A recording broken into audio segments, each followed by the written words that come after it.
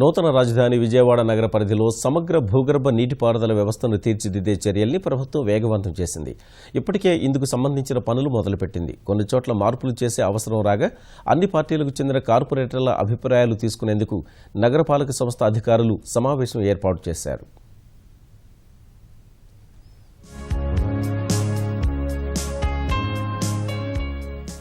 విజయవాడ నగరాన్ని వర్షపు నీటి ముంపు నుంచి కాపాడేందుకు ప్రభుత్వం సమగ్ర వర్షపు నీటి కాలువల నిర్మాణం చేపడుతోంది. 461 కోట్ల రూపాయల అంచనాలతో ప్రజారోగ్య శాఖ రూపొందించిన నమూనాలపై నగరపాలక సంస్థ కౌన్సిల్ హాల్లో కార్పొరేటర్లకు అవగాహన కార్యక్రమం నిర్వహించారు. స్ట్రామ్ వాటర్ డ్రైనేజీ వ్యవస్థకు సంబంధించి నగరాన్ని 7 బేసిన్లుగా రూపొందించారు. అవసరమైన ప్రాంతాల్లో కల్వర్టు బాక్సులు, కాలువల పరిమాణాల హెచ్చుతగ్గులపై కార్పొరేటర్లు అందించిన సూచనలు, సలహాలపై మార్పులు చేసేందుకు నిర్ణయించారు.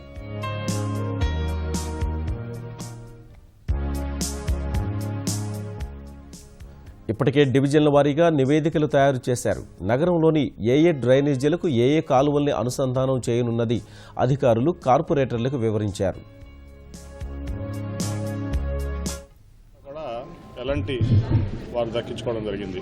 ప్రతి డివిజన్లో కూడా ఇంకా మార్పులు చేర్పులు కావాలా, ఎవరికి ఎటువంటి ఇబ్బంది లేకుండా ఫ్యూచర్లో 100-150 ఏళ్లు ఈ విజయవాడ నగరానికి ఎంత పెద్ద వర్షం వచ్చినా, వరద వచ్చినా ఏమీ ఇబ్బంది లేకుండా చేయడానికి ఈ ప్రాజెక్ట్ పూర్తిగా పరిష్కరించడం జరుగుతుంది. విజయవాడ నగరానికి శాశ్వతమైన పరిష్కారంగా ఈ స్టార్మ్ వాటర్ డ్రైనేజ్ అని దానికోసం 461 కోట్ల రూపాయలు కేంద్ర ప్రభుత్వం నుంచి నిధులు తీసుకొచ్చి ప్రయత్నం చేయడం జరిగింది. 2 సంవత్సరాల్లో ఈ వర్కులు పూర్తి చేయడమే కాకుండా 5 సంవత్సరాల పాటు ఎల్ఎన్టీ కంపెనీ వాటిని మెయింటైన్ చేసే విధంగా ఈ కార్యక్రమాన్ని చేపట్టుకోవడం జరిగింది.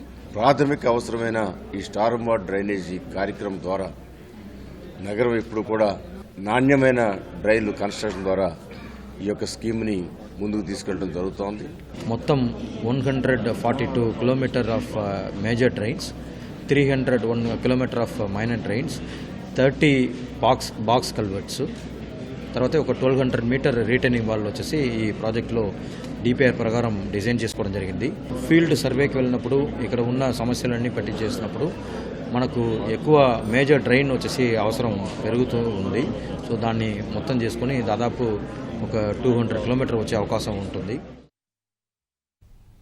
కేంద్ర ప్రభుత్వ నిధులతో నిర్మించే ఈ ప్రాజెక్టుకు ప్రజల సహకారం ఉండాలని, కొన్ని చోట్ల రోడ్ల విస్తరణ పనులు అనివార్యం అవుతాయని అధికారులు చెబుతున్నారు.